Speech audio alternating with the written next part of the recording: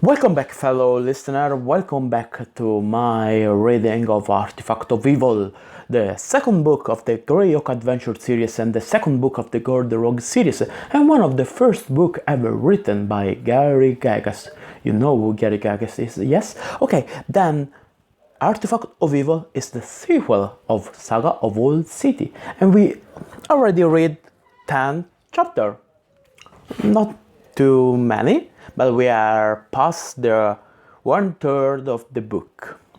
Well, if you didn't know, Artifact of Evil is set in Greyhawk, the first setting ever created for Dungeons and Dragons. And well, if you want to know the previous adventure of our heroes, you have to listen to our previous audiobook. You can find it in my channel on Twitch or on my YouTube channel. Then let's begin with another 2 or maybe 3 chapters. We are at chapter 11. So let's begin. Chapter 11 of Artifact of Evil. Good. Oh, wait a second. I have to disconnect my cell phone because lines issues. Yeah. Good. A sip of water always be good. And then we can begin. Chapter 11. The high court of Selene was ablaze with light, when Yolande was celebrating the midsummer with a grand ball this night. High above carpets as green as the rich summer grass, domed ceilings showed the black velvet of the cloudless sky with its myriad stars and the full faces of both moons, pale Luna and azure Selene. Fantastically carved and delicately wrought lanterns of all sorts, many with crystal and gem inset to refract and color their candies, competed with tapers reflected by mirrors of glass, copper, silver, and even gold positioned throughout the many-chambered palace. The grand court was awash in golden light, while other courts and saloons adjoining it were either dim or bright, amethyst-hued, silvery, or illuminated so as to rival the cool depths of sea or ocean. All was harmonious and enchanting, each place exciting and different. As carefully as the dozens of chambers were lit, so too their furnishing were chosen, complementing and enhancing the effect of each area so as to please the eye. Plants and flowers were everywhere, likewise blending with light and color, adding their special fragrances to the hall or court they graced. Here, night-blooming jasmine was a centerpiece, in a saloon of deep blue.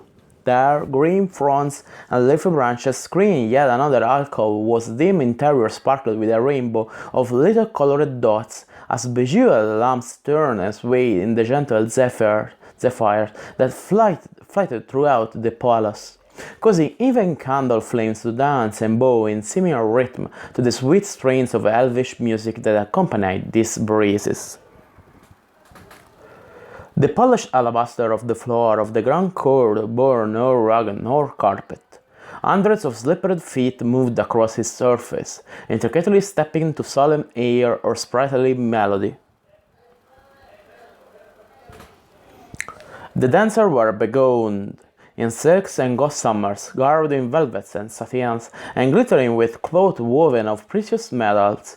More glittering still were the arrays of gorgeous jewelry, diamonds, emeralds, rubies, sapphires, opals, and every other sort of gemstone imaginable.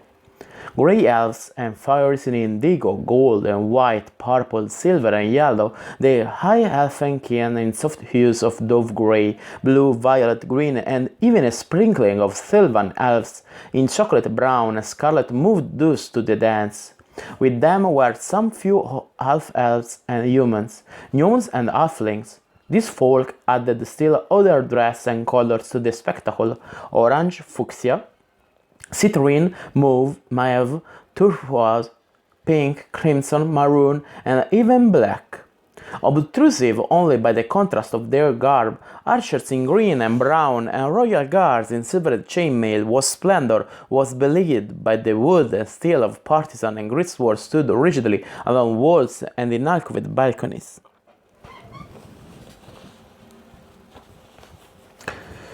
Even in such festive surroundings as these, precautions were taken.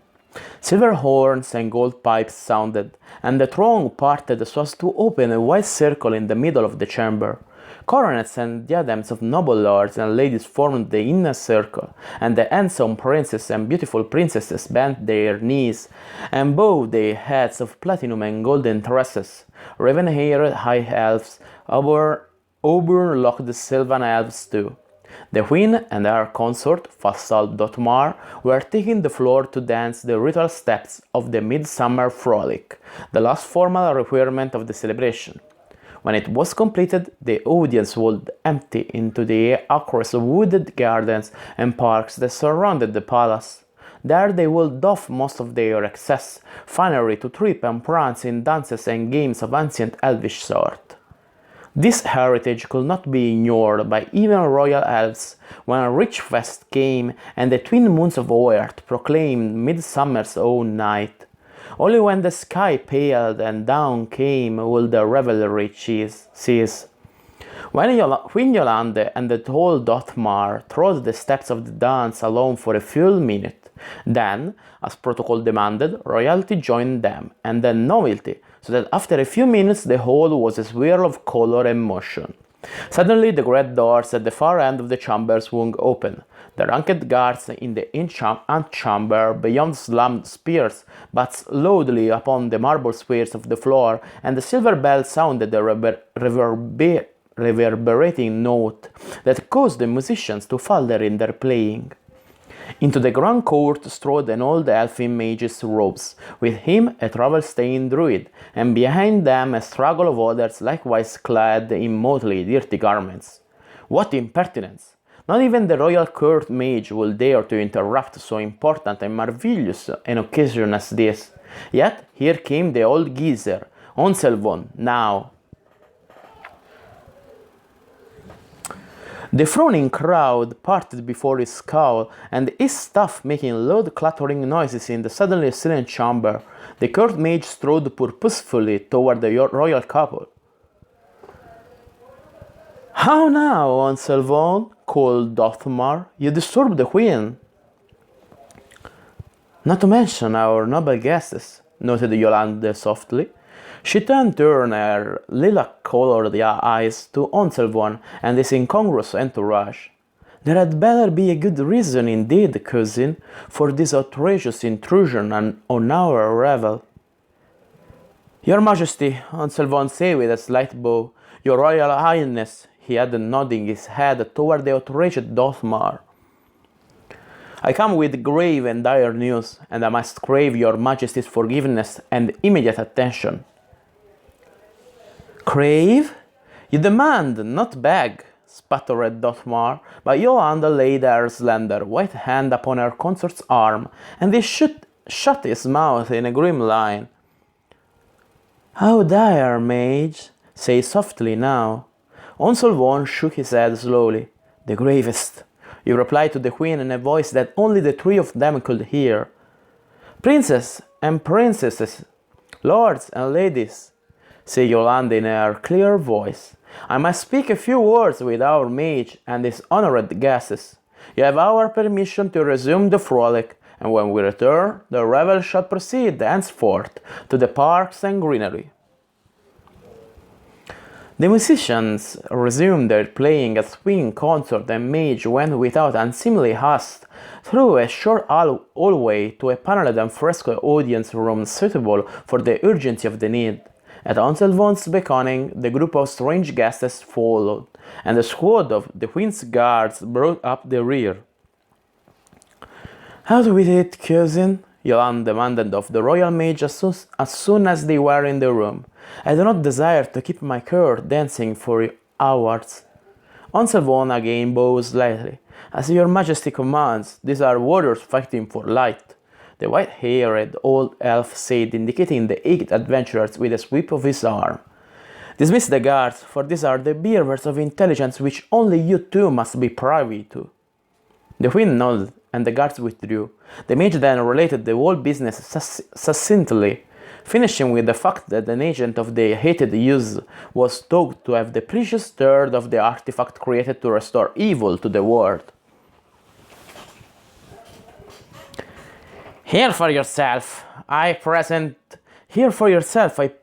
you Druid Greenleaf, Lord Gellor, Lady Deirdre, a fellow mage Oscar, Agent Gord, and the doughty fighters Ainkunsi, Moon, and Patrick. Each of the visitors bowed deeply as the Queen and consort acknowledged the brief introduction. Tell us now of your mission, Dotmar instructed, so Her Majesty may make full her understanding. Gellor, with appropriate homage, stood forth a step and related the beginning of the affair. The ruler of Selene glanced at her consort and nodded, acknowledging that she was aware of the alliance to prevent evil from accomplishing its goal.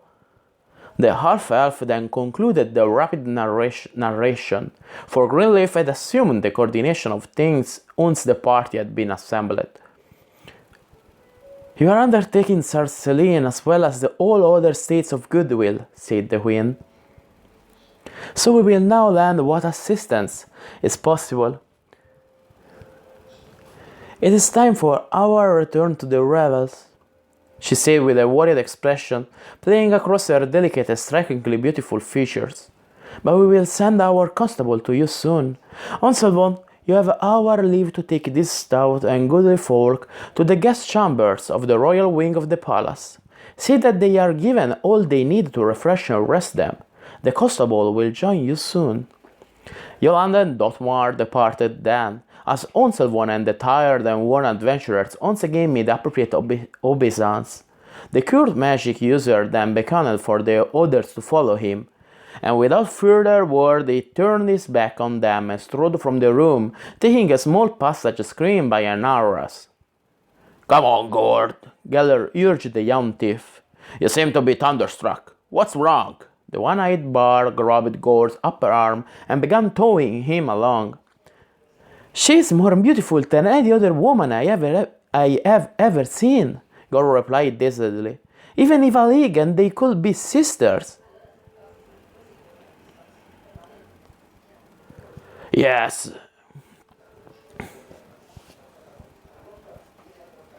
Yes, Lady Valig did show a strain of fairy heritage, but that's magic going from the wand, if you will. It's our purpose now which is important, so pay attention. Understand? When Gord nodded, Gellor saw his expression and added, If you must look for substitutes for your lost lady love, don't look at twins, and do it when our quest is complete. Selene is open to you, and the fair damsels of the court will receive you well, provided we triumph. About then they came to a rather plain room, whose curving wall indicated it was in a tower. The constable, Parzival, met them there and escorted the group to his private quarters. The noble elf's party dress contrasted sharply with the austerity of the furnishing and the martial trappings that adorned the walls, but Parzival seemed unaware of the incongruity of his appearance in these surroundings. Despite his rather foppish garb, his manner was hard and direct. Queen Yolanda had told him but little of the matter, so once again the druid and the bard explained, with many additions this time by Deirdre. This bothered Gord, for the constable seemed too fine-featured and handsome to him, and Deirdre's participation in the account all too obvious an attempt to flirt with the noble grey elf. How easily, he thought bitterly, women's heads were turned by pretty men. We have had some small intelligence of this entire scheme, said Parzival, unrolling a vellum map as he spoke. A week ago a distant cousin of mine came seeking information, which I did give to him. Melf, my adventurous kinself, has sworn fealty to the Lord Mordenkainen. Pretty famous names, eh? He was here to discover the whereabouts of a band of reavers, reportedly led by a renegade dwarf, a bandit company that I myself am hunting. The constable paused momentarily to peer intently at the unrolled map of Selene and its bordering territories. Then he went on. Here, he said, pointing to the edge of the Zeus forest in the southernmost region of Selene, this is where they first struck. A royal patrol spied them, but the villains killed nearly all of its number. These brigands then moved northward. They sacked and burned several small communities and waylaid the caravan too. They were shielded with a powerful doomer, so our magic users were unable to locate their whereabouts. 3 forces were sent to intercept them, but these murderers somehow slipped between 2 of them and seemed bent on coming directly for here. Instead, they turned back and went northeast, getting clear and away into the Crown Hills before we knew. Malf is now trying to intercept them, I believe, Parzival concluded. During his shorter recounting of these events, the constable had traced the path of the brigand gang on the map. Gellor studied the chart carefully and then asked, "Where do you suppose they are now?" "Our agents in Omelette have just informed us that a band of evil-looking men and demi-humans passed through that village 3 days ago. That is the last we have heard. The problem is now one for Veluna or Furiondi. Selene is no longer concerned." The constable said this last with a great deal of satisfaction in his voice. "You err," Gord interjected, allowing his scorn for the effete-seeming elf to show in his tone and expression. "If those outlaws bear what we fear, their escape will mean the end of all goodness and reason, and the fall of your isolated little kingdom too." Parzival flushed and was ready to retort, but Greenleaf spoke first. "The manner of my comrade is wrong, Lord Constable, but his words bear much weight. Not just kingdoms are at stake here. We fight for the world." "Say on, Druid," Parzival said expressionlessly. "Your queen sent you to us because Selene is in jeopardy. You must aid us immediately, for if we do not intercept the band of brigands, the consequences might be dire."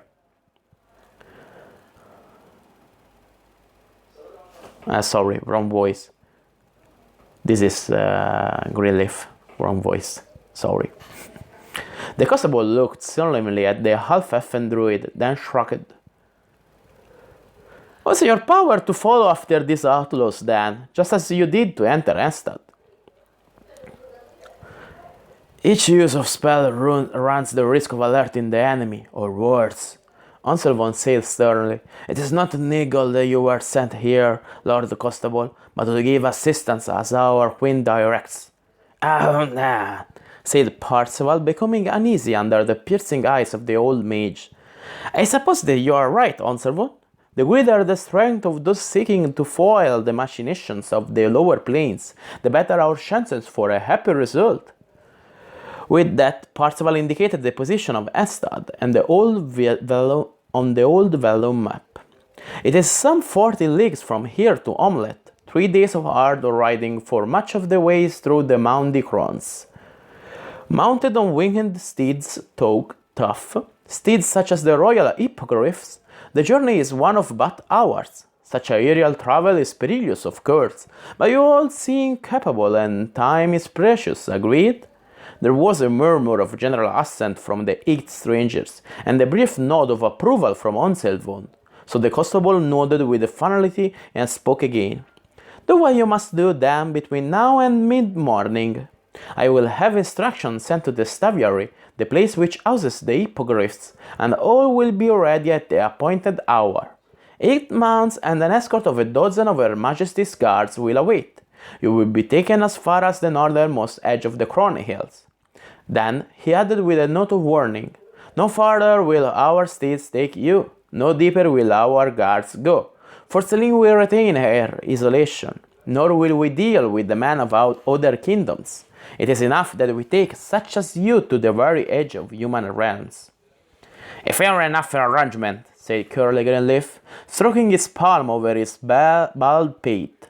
The gesture emphasized the human side of the druid's heritage, for elves never grew bald. "What of our quarry? Won't they still be beyond our reach?" "Only 2 days at worst," Parzival asserted.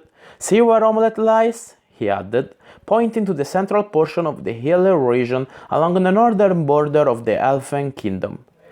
These murderous rogues move erratically and with no great haste.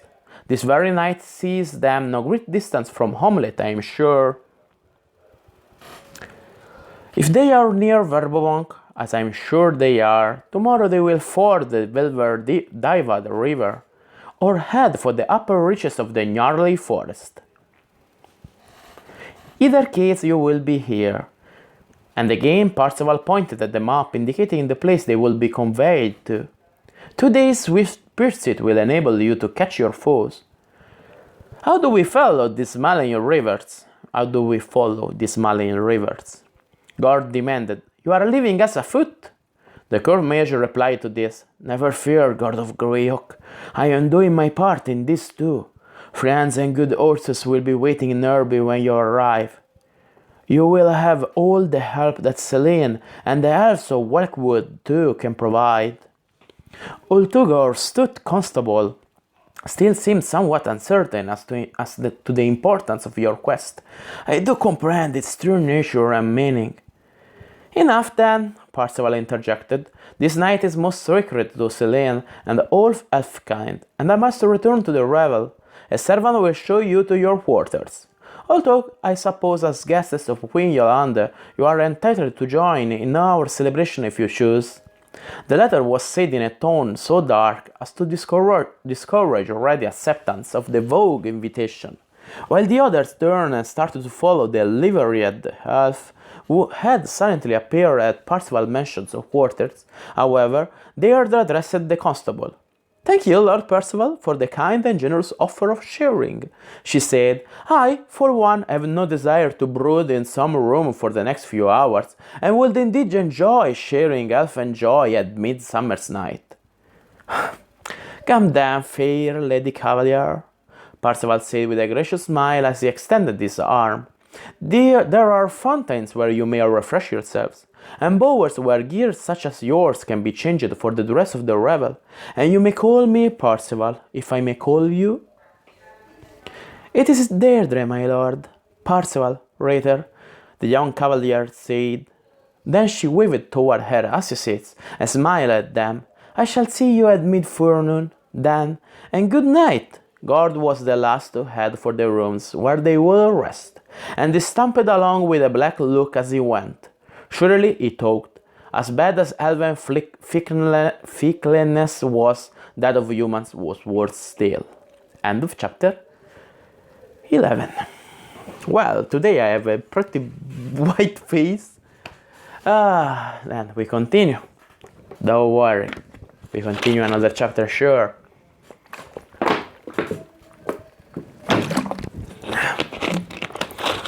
I'm pretty thirsty in these days.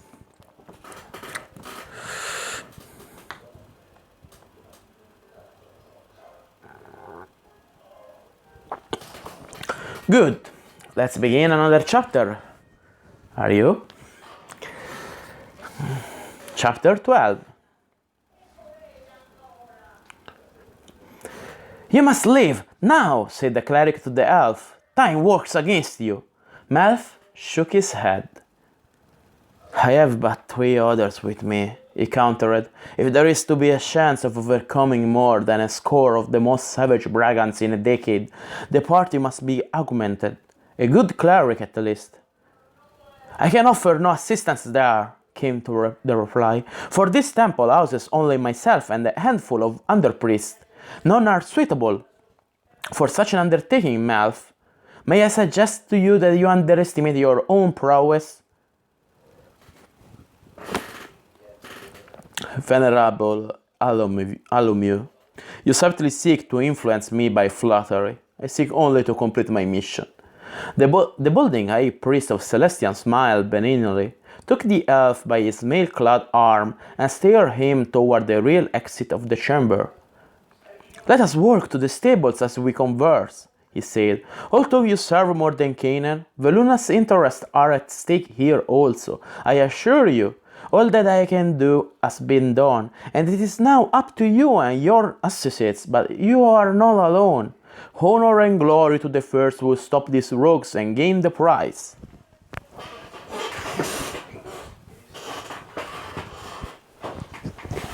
Good Lord. Are you certain that this intelligence is correct? Melf asked, tapping the small roll of parchment the high priest had given him earlier. The facts are as given, and divination is as revealed that if you speed due haste, the foe will be met, the high priest reassured him. The elfin warrior mage shrugged. Then we four bear a heavy burden, but bear it we must. We will leave immediately, for all is in readiness. The stars guide you, and the heavens watch over you. Venerable Alomio said in benediction. Then, smiling and clasping the grey elf's hand, he said, Melf, good luck. Before you go, there is a question I must ask. Melf was puzzled, but he liked the old cleric and nodded to him. You may ask. Why do you use this name, Melf? Prince Brightflame. She is, Melf commanded without regard for Alomio's station. It is recorded that I gave up all titles and claims, so name not these bygone things to me. As for Melf, it is a simple name, as good as any. Then he unbent a little and admitted, This art of humor crafting is a perilous one, good cleric, and one must protect one's true name as carefully as a miser hoards his treasured gold. My blessing upon you and the others, then, Melf, said the priest, and he took his leave of the elfin factor mage as they reached the stables. 4 armored riders cantered eastward on swift destriers. In the lead was the grey elf fighter and spellcaster Melf. Next to him rode his friend and henchman Biff. This halfling certainly had another name also, but as a swordman and thief, one of his sort wished to avoid notoriety, to say the least. Behind these small figures came a pair of large men. The larger by far was Shirt, a barbarian axeman wearing chainmail shirt and a plain helmet. No barbarian. Leather leggings and heavy boots protected his legs, but he disdained a shield. Beside him rode a hard-eyed crossbowman who called himself Lizard. This worthy was clad in scale mail, which did lend the semblance of reptilian nature to him. Tall and lean-muscled, Lizard prided himself in his accuracy with his chosen weapon, the arbalest. There is fire under the elf's saddle, Lizard commented as he and Shirt moved their steeds from canter to gallop following Melf's lead. Ah, yeah, agreed Shirt, logging. When I signed on for this expedition, I thought to escape the dual routine of soldiering in Veluna. Now we might as well be warding some caravan. Better the merchant train than this, the leather-skinned crossbowman called back.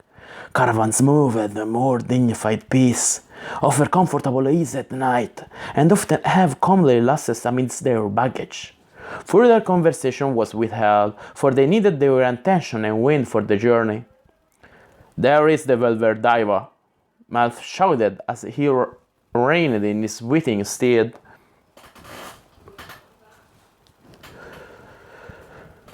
They had ridden hard for 2 days to arrive at this place, on the great river that formed the boundary between Veluna and the kingdom of Fiorionde. There was a collection of buildings near the pier that marked the ferry here. We will spend the night at Shancross and take the first ferry tomorrow, said the leader. All were pleased to find a small but well-kept inn in the thorp. Lizard, Biff, and Shirt retired immediately after supping, but Melf stayed late in the common room, sipping wine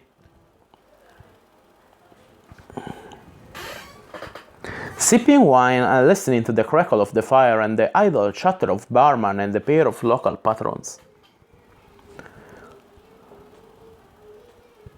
Bring me a cold meat pie, ocular cheese of the smoked sort, fruit and your best wine, a whining voice demanded. This woke Melf from his doze, and he turned to see what the commotion was about. He noted that the order had come from a tall, skinny elf. As he looked, the lanky fellow returned his gaze with a smiling face but cold eyes. The barman hurried to comply, going into the kitchen to fetch the viands, while a young wench, probably his daughter, drew a beaker of wine from a large cask behind the counter. The girl was well formed, and the mop of auburn ringlets that framed her delicate face was most fetching. "Draw 2 goblets extra, my pretty?" the tin elf called to her as she finished filling the container he had ordered. "One for me, one for you," he said with a rising cackle. "Then you can help me carry the lot upstairs," he concluded with a suggestive giggle. The wench flushed and shook her curls. "My father does not permit me to drink with patrons," she said with a tone of disgust that could be taken as discontent with either the forbiddance or the offer. The expression on her pretty face, however, left little doubt as to the cause of her reversion. "Eh? We'll see about that, my saucy little trollop. Barman, come in here at once." Although the fellow was still lounging as he called, there was cruelty and threat in the cackling. Melf arose from his chair and strode to a place near the unsavory elf. "Allow me to buy those 2 flagons you mentioned, Sir Elf, and to introduce myself to a fellow demi-human. I am Melf of the Arrow. And you, sir?" The skinny elf stared unblinkingly at Melf, assessing him carefully.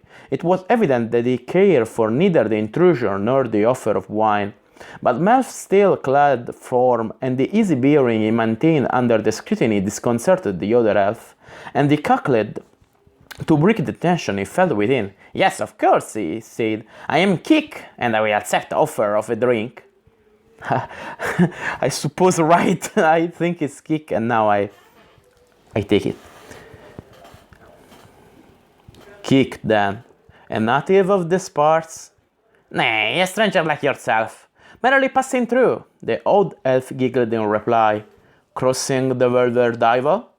"No, my comrade and I are taking goods from his home in the Cronales to my own. Do you know folk?" Kik's laughter rang with a happy yet mocking note as he asked Melf the question. "It is a lovely, lovely place, you know." Melf could not help concluding that this elf was imbalanced. From a half-wit, such constant giggling and logging could be expected, but Kik was certainly in possession of all normal faculties, except that they were awry. "I have been there once or twice, both town and valley," Melf responded. "Is your companion elfish too?" "The squatty little fellow elfish? Never. Sankala as an odd pair, traveling along together as we always do. My friend is most interested in rocks and soils, while I collect butterflies and other insects. But it works out well enough," said Kik with a rolly-kicking giggle and a wild eye, and the further conversation was cut off by the arrival of the innkeeper's daughter with a great tray of food. Without comment, she placed it firmly down upon the counter and looked expectantly at the skinny elf. Kik tittered, shrugged, and plunked down a few coins and turned again to Melf. "My companion will be rooting about in his haversack for interesting rocks. So if you'd care to join us in a midnight repast, Melf of the Arrow, you are welcome." "Elfish talk will please me much." Feigning regret he certainly did not feel, Melf declined. "The invitation is most kind, but the hour is late. On the morrow I must hasten east. Good night, and safe journey to you, Kik." "Farewell then yourself, and may your passage carry you speedily to the lands beyond the broad Velverdiva."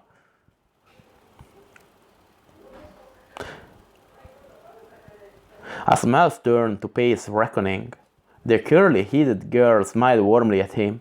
"My thanks, sir, for intervening. That one isn't right, you know, and I was afraid. Were it not for a bold and decent person such as yourself, I fear I might have made a lot of trouble, and was there here to resist such a one?" "No matter now," Melf replied casually, "for he has gone a bed, and you may likewise retire behind the locked door, safe and sound." "Oh, that's just it, sir. I sleep alone in the loft just at the end of the hall above, and I believe the maniac will creep into my bed when it is quiet. Locks wouldn't prevent his type from entering, you know," the girl concluded in conspiratorial tones, as she leaned close to whisper thus. A good part of her bosom was displayed to Melf's view. "Delightful," he mumbled. "What was that, sir?" "Frightful, I said, frightful indeed," Melf said quickly. "But far as I could—" "Thank you, sir. May I call you Sir Melf? I have overheard you tell the other your name, she added apologetically, and my name is Silioni. Silioni? Yes, a pretty name for a beautiful girl. It is Melf, Silione, without the honorific, just Melf. With Kik and his lunatic presence forgotten, Melf sipped wine and chatted with the young country girl until the last patrons left and the place closed for the night.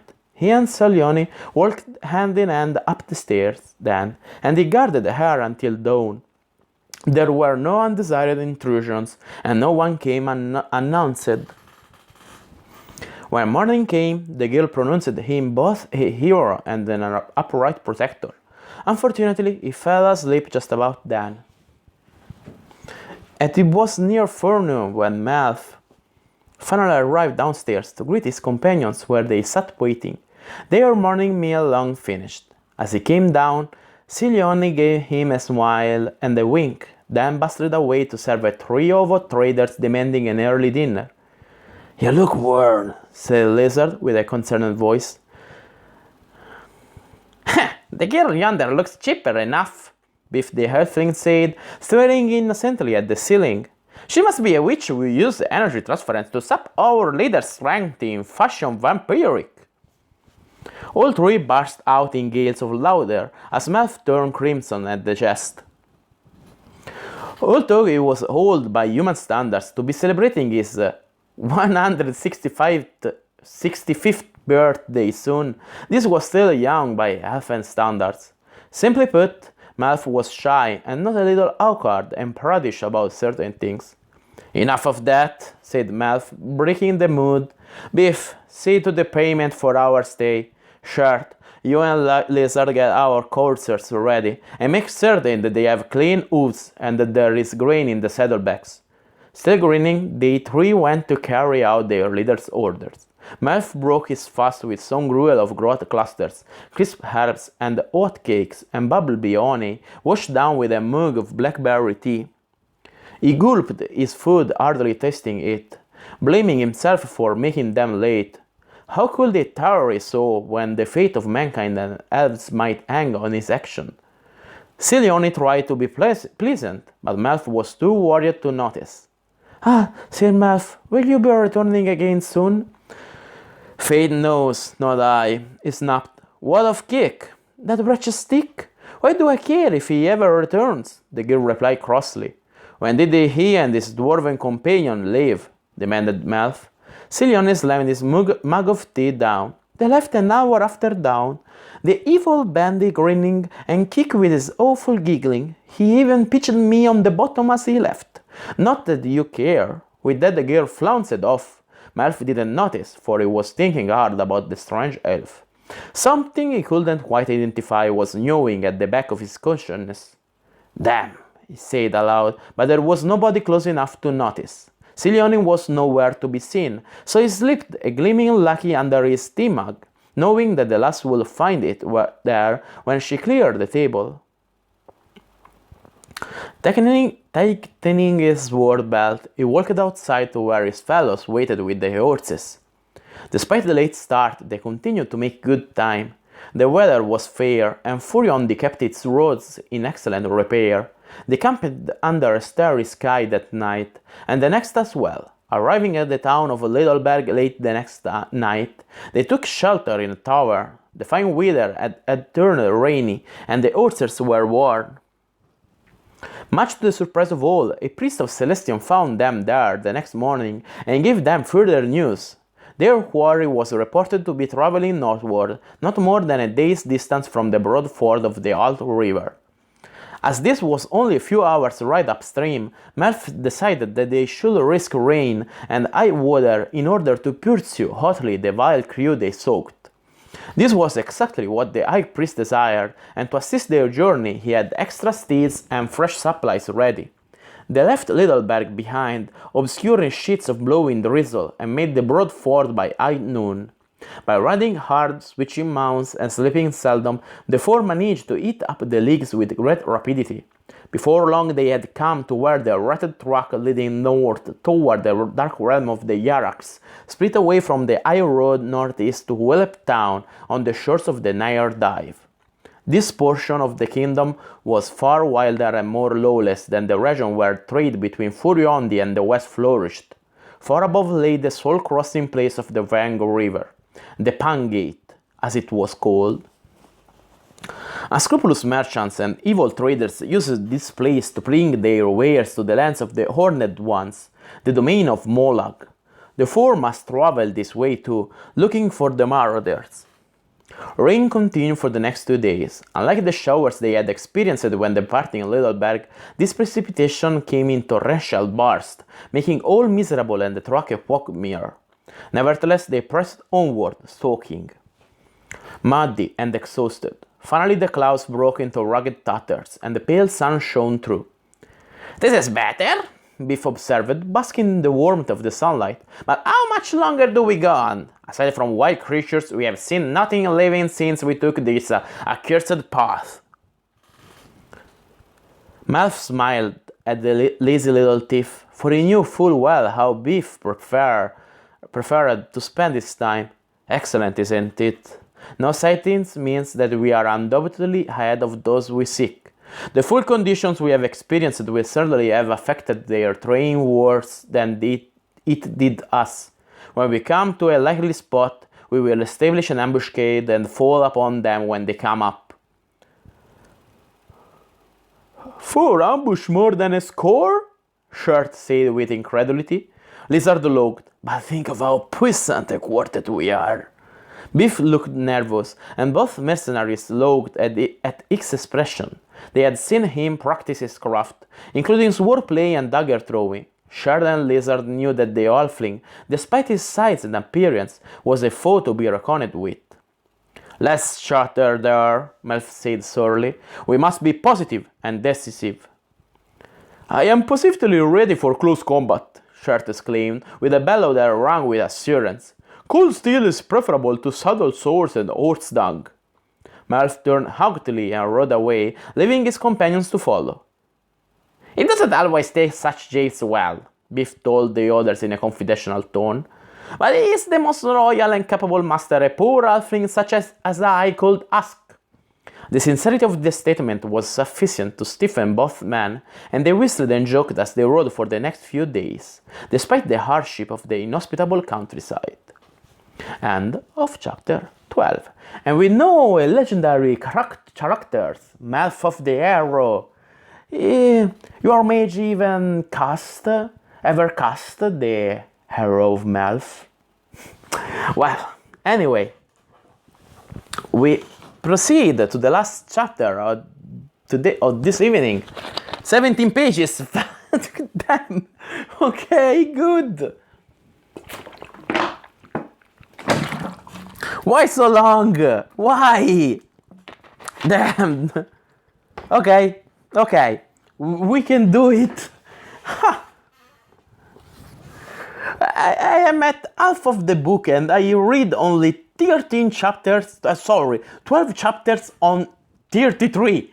The last one are short? I don't know. Okay, good. Chapter 13. "There is the bang at last!" exclaimed Biff. "And the boulder ford, which leads to... wrong voice. "And the boulder ford, which leads to Moloch," added Lizard. "We are ahead of those we seek, for nobody has come this way for days," Shirt said as he studied the track. "What twinkles there across the river?" asked Malf as he peered at the bluffs on the far side of the waterway that marked the beginning of the Horned Society, the lands of the dreaded Yarks and their unwholesome subjects. "Quick, our horses to the hollow there," he commanded, pointing to a small dell to the left. "Stay with them while I scout ahead." The others made no comment or objection, for they knew that the elven swordsman was also a spell worker of considerable power. Malf had demonstrated his ability to become invisible and travel through the air like an arrow, and this is what he would certainly do now. The glittering on the far bank of the Vang was a body of troops, and an unseen flying scout was a safe and sure way to determine who these soldiers were. Malf disappeared from view, moving toward the river. Shirt, Beef, and Lizard waited patiently, shooting the egged horses to make sure the animals made no betraying sounds. In only a few minutes, Melf was back. "Be lively now," he cried to his comrades. "Get the horses into that stand of scrub as quickly as you can, and hide yourselves too." "Does the enemy approach?" queried the Lizard as he pulled a trio of mounts toward the thicket of box elders and tall shrubs. "Nay, but they have an advance of grey ravens which will most certainly overfly this very place soon, and I want no trace of us seen by such creatures," replied Melf as he urged his horses into the concealing foliage. Beef appeared beside them suddenly, making the horses jerk back in fright. "Who sent such spies as carrion crows, Lord Melf?" "Blast you and your creeping around in the bushes," the elf replied hotly as he fought to quiet his courser. "Cease such foolery henceforth." "No creeping is needed," Beef said indignantly. "As halfling and thief, I move as naturally in such stuff as this as that giant yokel strides over hills and dingles." He grinned at Shirt as he spoke this last, causing the barbarian to glower back with a look that promised terrible retribution of if he ever grasped the small demi-human in his huge hands. "The small one's queer is apt," Lizard interjected laconically. "At whose behest come the ravens?" Melf agreed, and as the four hid themselves amid the greenery, he related what he had seen. "After becoming invisible," he began, "I winged upward to gain a bird's-eye view of the terrain on the northern verge of the valley. Flying across the Vang, then, I noted a large force of soldiers. Their advance is a body of the most benighted humans I have seen in many years, mercenary brigands, unless I miss my mark. Behind comes a battalion of hobgoblins led by a green-garbed and horde-helmed rider attended by several under-clerics. The chief is certainly one of the hierarchs. This great troop was in the process of encamping, and as their scouts returned to the camp, a large flock of ravens, huge ones too, was loosed. I knew full well that my presence would be detected by the leader if I came closer, and when the birds were sent forth, it was time for me to take my leave, for those malign croakers of evil might well sense my whereabouts also." "Are we safe here?" asked Beef uneasily. Probably, for the light evens toward dusk as we speak," the elf replied. "Still, as soon as possible we will return along our route a mile or two. Such distance will give us the security we need. It seems that the force is placed so as to await the arrival of someone, but first they intend to cross the river and invade. We will keep sharp lookout tonight." Sert was dissatisfied. "What of the caravan of bandits we lie in wait for? This regiment of troops surely spoils our plans." "As long as they remain on the far side of the Vang, I intend to go ahead with the ambush," Melf said with determination. "We will hit this river, slay them, and gain our prize before the Yark and his foul servitors can react."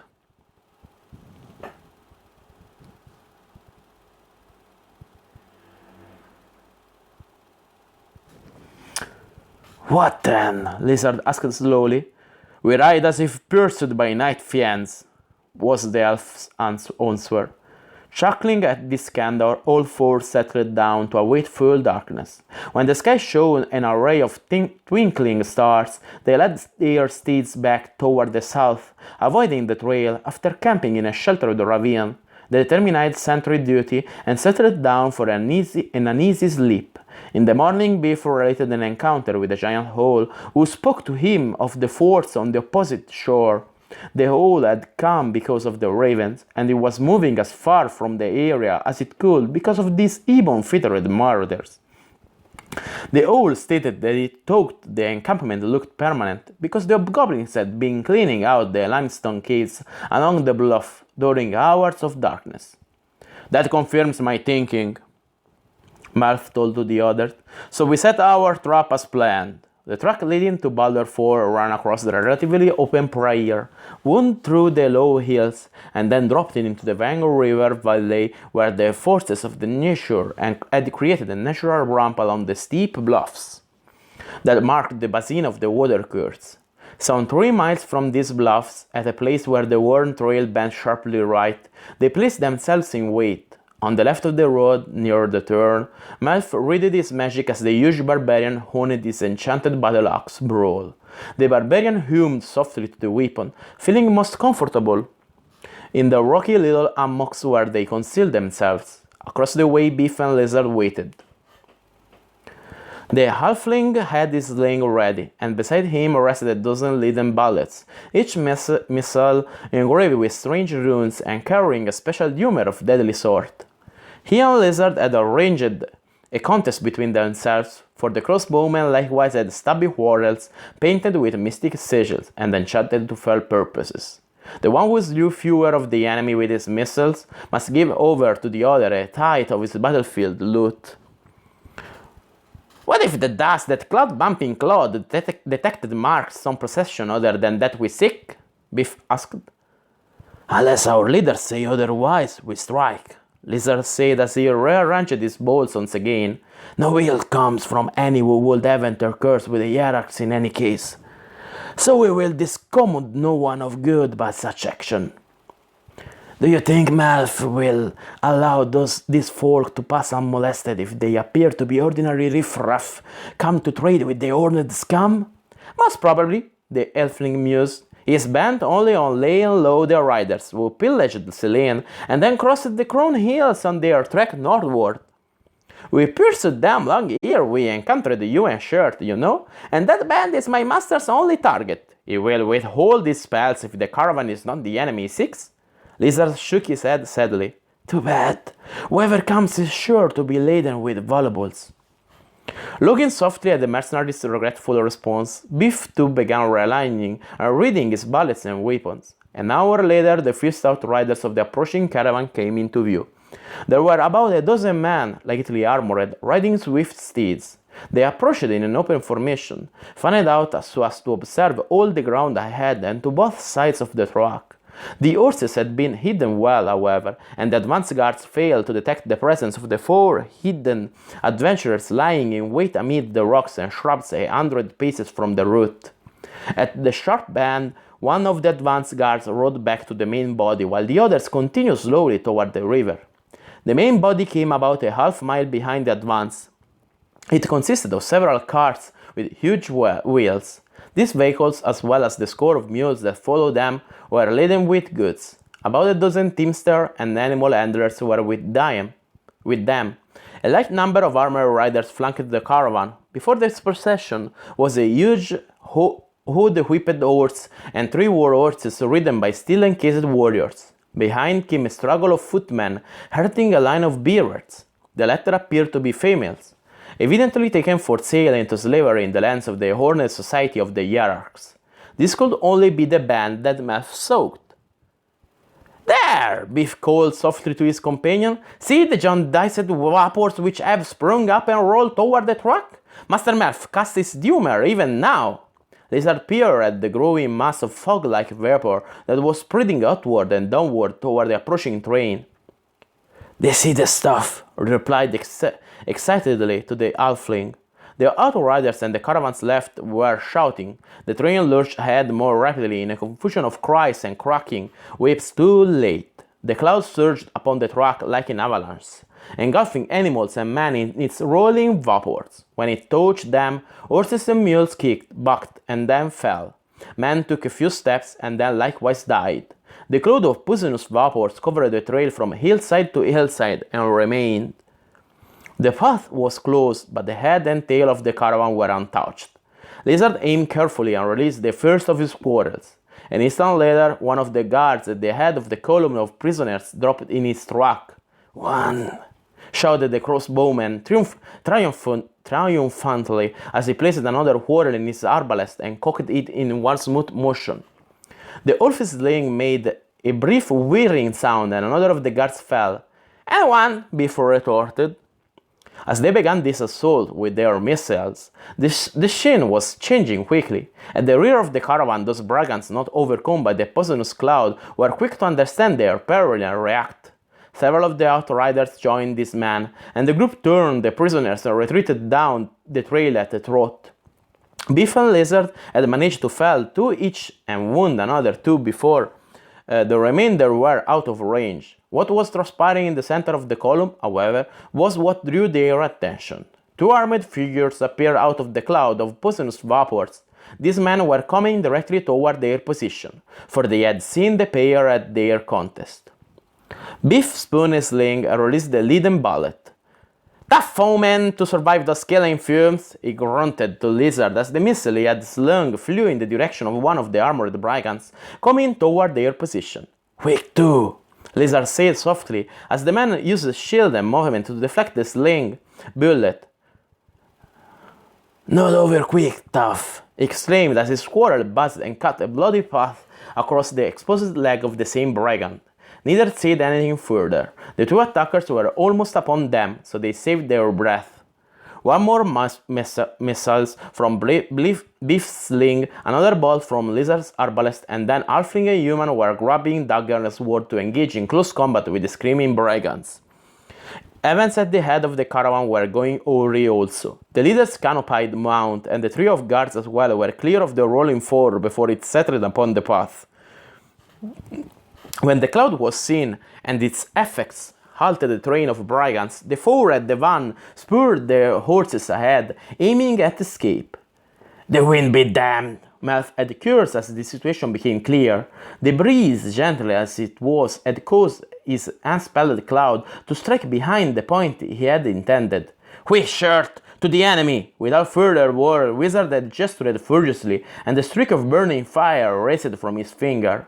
The flame inscribed a line that touched the fleeing brigands and then blossomed into a ball of roaring fire, with a loud whoosh and a bang. In an instant, the burning globe consumed itself and was gone.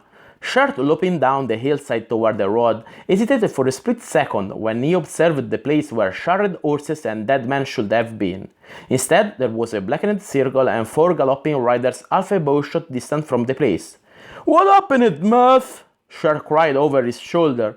Although there was no hope of him catching the fugitives now, the barbarian resumed his running away anyway, calling out, "If you can stop them, I can slay the lot!"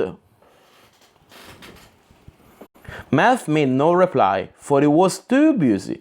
In a moment he was speeding through the sky, angling in his course so that it intersected the line of the raw roadway as it twisted toward the ramp-like descent from bluff top to the river valley.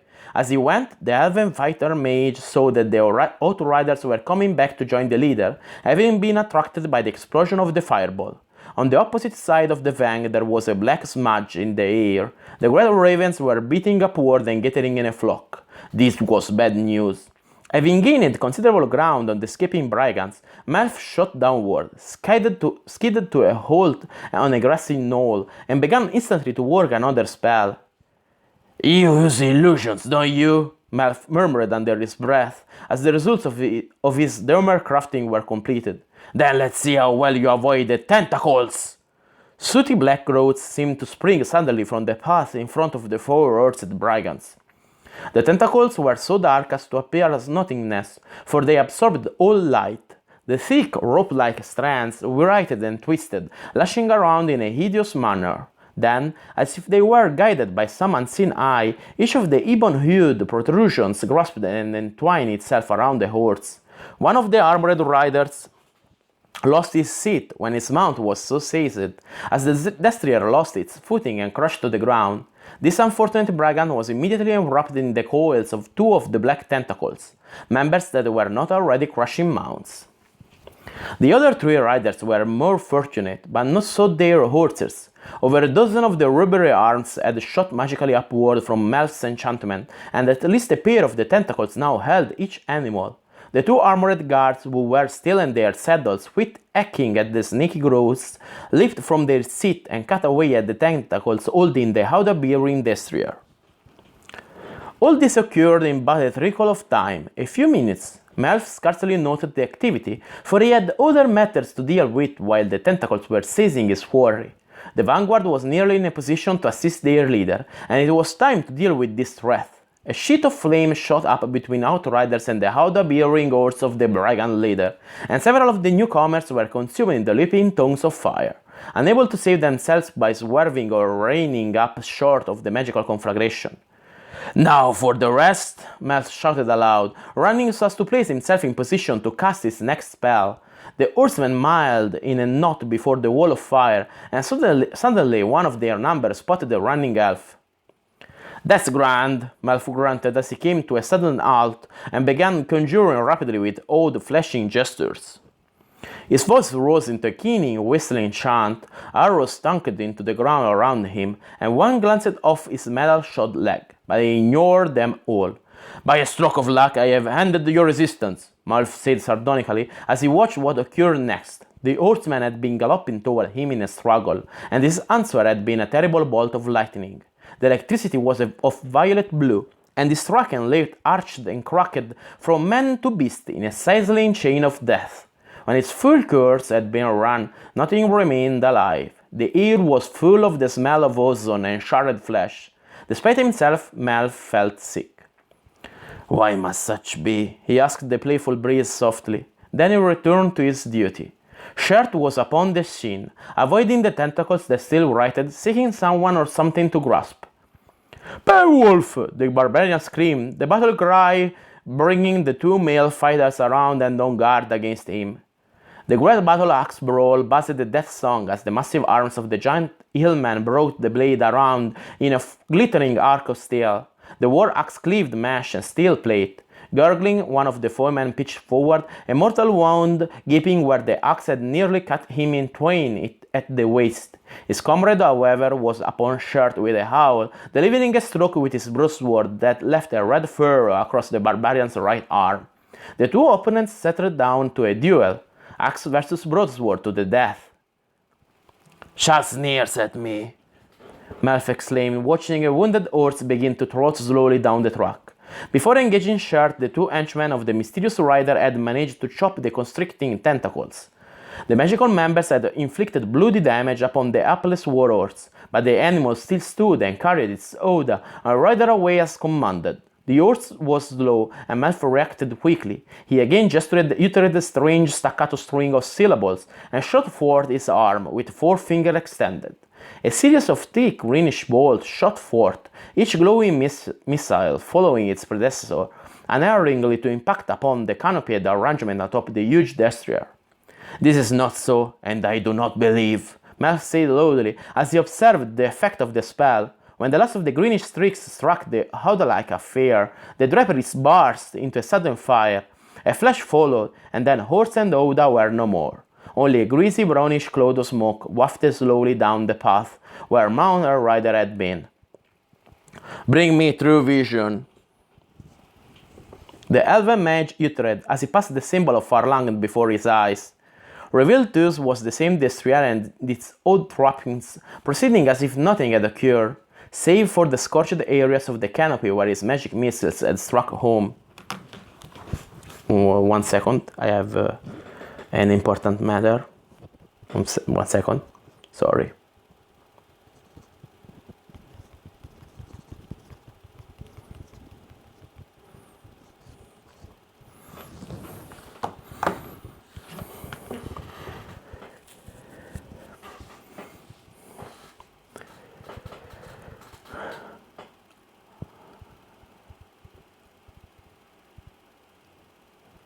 "Now it is time for the final act of this charade," Melf said as he took flight, arrowing directly toward the concealed figure atop the horse. Before him extended a spear that grew magically as he flew, changing from a weapon the height of a tall man to an ashen shaft as long as a horseman's lance. "Behind you, you bastard!" Melf shrieked just before he was upon his target. He saw the wizened visage of a gnome, one eye nearly popping, the other squinted nearly closed. The demi-human was frantically gesturing in order to evoke some humor, but only a vague fontaine of muddled colors sprang forth before Melf's broad-bladed spear took the creature in the shoulder.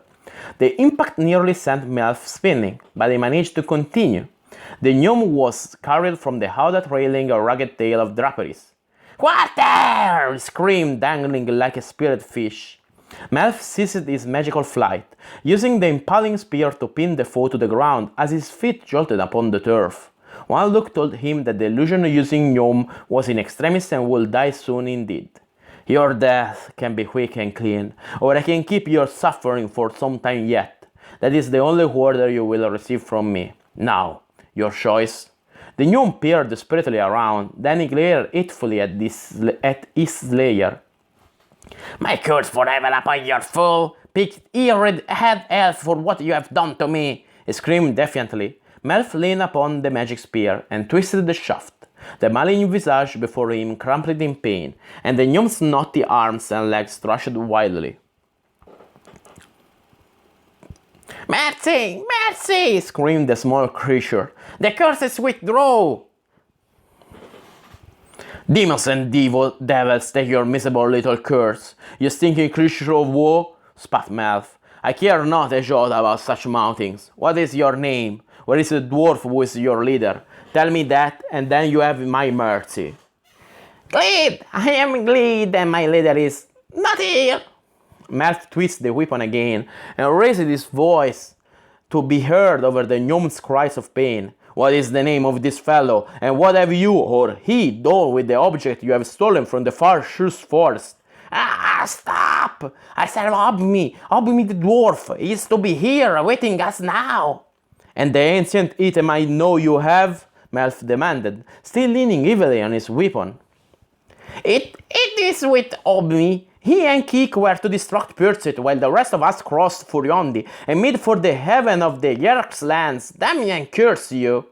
Pale-faced Melf slowly eased his pressure and stared unbelievingly at the gnome.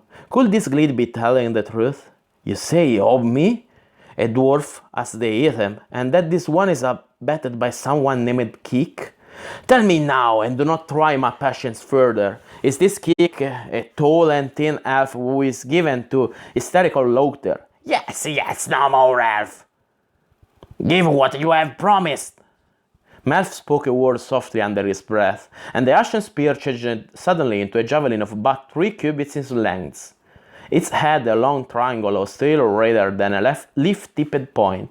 With a shuddering sigh, the gnome was released of pain, for the small weapon was no longer impaling him. Before anything else could transpire, however, the sunlight on the meadow suddenly dimmed, as if a cloud had passed over it. "Aid me!" the wounded gnome called, as loudly as he could. Raucous cawing and piercing croakings answered his plea. A battering wing struck Melf's shoulder, and the sharp beak, as large as a small knife, drove at his eyes. There ensued a whirlwind battle, a melee of elf versus a storm of swooping, croaking ravens, the size of eagles. Using javelin and sword, Melf managed to slay a dozen of the vile birds in half as many minutes, but he was bleeding from as many wounds as well. Worse, there seemed to be more of the creatures winging down to join the fray, so that each time one swooped and fell dead, 2 were there to take the place of their dead flockmate. Then there were cries of anger and rage from the mass of fallen ravens, and they flapped upward for a moment, giving Melf a respite. Wiping blood from his face, he glanced around to find the cause of the ravens' retreat. "They like not brawl," a grinning shirt said, slowly swinging the long axe with mighty arms as gore-stained as the weapon's broad blade. Wounded ravens flopped on the ground at his feet. Several decapitated bodies were spread around him in a welter of inky feathers and crimson splatters. "Well done," cried Melf. "For us now, Lane work up a bit of magic to finish them all." "Here they come again," said the barbarian, bringing Brawl up and scraping a steely loop overhead to greet the swooping attack of the huge ravens. A pair of the birds plummeted downward like stones. One had a thick whorl protruding from its open beak, the other none had at all, for a little missile had carried the wall away when it found its mark. Unaware of the slaughter so done, the flock again attacked, giving no time for casting of spell. It was a brief sortie tough. Every bird that flapped up was brought low by bolt or sling bullet. Those within reach fell to axe, sword, and needle-pointed javelin. "The carrion eaters flee," Melf said triumphantly as he sent a burning swarm of magical shafts after the birds. The glowing streaks hit a handful of the ravens and sent them tumbling and falling dead to leave sooty bundles of filth on the fair green of the sword. "What's left of them?" Shirt agreed laconically. For even as Melf laid several low, another pair fell from quarrel and slain bullet. Only a dozen or so of the ravens lived to voice their mournful cause of hatred from a distance growing ever greater as they winged northward, back from where they had come. Well done, I say again, said the elven spellcaster, this time not only to Shert, but to his halfling friend and the lean crossbowman who accompanied him. No great matter, Lizard said, as he and Biff strolled toward the painting pair of combatants. Strolled was perhaps not the correct description, for the arbalist limped and Biff walked slowly, favoring his wounded left side. Ah, yeah, that's so, the halfling concurred as he halted near Melf and Shert. This mountain and you, master, would have knocked all those stinking wormbacks from the air without us. Our shooting merely hastened the process. Shert patted the halfling gently atop his thick-eared head. Thanks nonetheless, Minimus. The mountain appreciates the assistance of them all. The contest elsewhere was hot, offered Lizard, but the cowards at the rear eventually broke and ran, taking their prisoner with them as shields. We saw the circling ravens, so we gave up pursuit and came here instead. How many escaped? Melf asked. No more than 7 or 8 all told. Not more than 7 or 8 all told. Lizard and I had a small contest, but neither he nor I won, Biff said with a crooked smile. Wrong, halfling, was you more black bears? Lizard stared unwinkingly at the still grinning Biff as he spoke. You did keep count even then, did you? Indeed, as you have. Just so, Biff logged, and you gained my height. Shert interrupted the banter. There! The barbarian hillman cried, pointing as he shouted. What is that? Melf spat as he saw the cause for Shert's surprise. A bow shot distance away, a grey-black horse had appeared suddenly from a clump of scrub. The odd-looking animal was running with impossible speed toward the river. No matter, the elf said evilly, it is but the vile little gnome using a phantom steed to escape us. A pity, for he is evil and undeserving of life, but that is of small consequence to us. The treasure? What of the artifact he bore? Biff asked. I was duped and led us on the trail of those whom that crafty dwarf wished us to follow. Sorry, wrong voice. I was duped and led us on the trail of those whom that crafty dwarf wished us to follow. Although I never saw this of me, I allow him to slip through my fingers and the artifact with him. How so? Asked the brawny hillman as he cleaned his great axe. At the inn days ago, Obmi is accompanied by a lieutenant. This miserable mad elf is called Kik. I met and had converse with him there. The crafty jackal set me on this path, while he and this evil master made for safety elsewhere. Melf said with a shake of his head. Lizard looked mirthlessly. Laying low this pack of dogs is Ractus' work regardless, and now it is time to move on, I think. His three companions followed the direction of his steady gaze.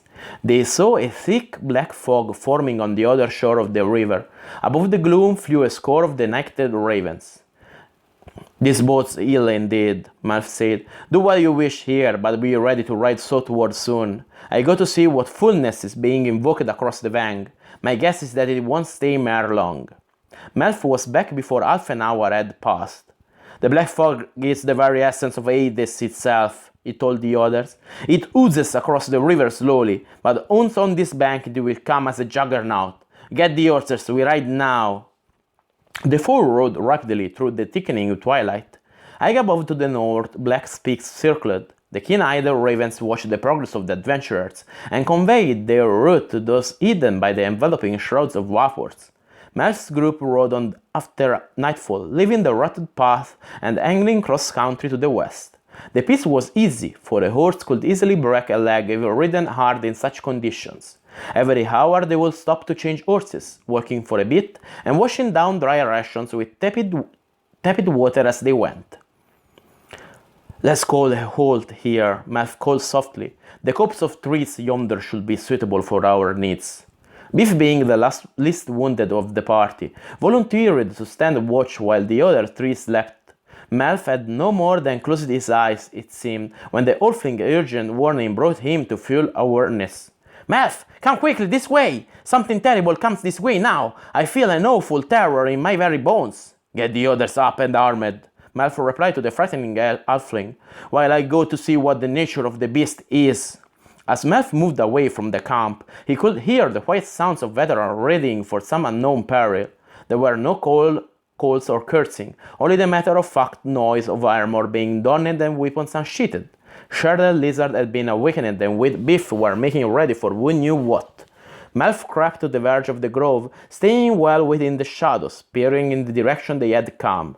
He too sensed the great malign presence there. Peering skyward, the elfin mage noted that the starry expanse was blackened and blurred. Then he heard the cracking beat, accompanied by groans and the sogging of the air. His knees shook, and it took all of his will to stand and face what came. Terror washed over him in waves, and something deep inside his mind tried to compel him to scream and fall down in despair. Instead, Melf drew forth a slender wand of adamantite. The ancient metal was engraved with curious wiggles, and the tip bore a pale, milky crystal. He stroked the device and whispered, bringing the crystalline point into luminescence. Now let's see what you are. He drew it casually, denying his fear, inscribed a glowing rectangle in the air before him, and as he completed it, the phosphorus from the tip of the wand flowed to form a plane of palest violet before him. This effect was duplicated instantly in the air before the oncoming thing, as it flopped and groaned and sent terror in driving waves before it. A near-splitting roar shook the trees as the thing struck the magical force thrown up before it by the elfin humor crafter. Melf looked away from the abomination that the interplay of force and malign magic of the lower regions created when they met. The vaguely bat-like demon was elephantine in size and terrible of visage.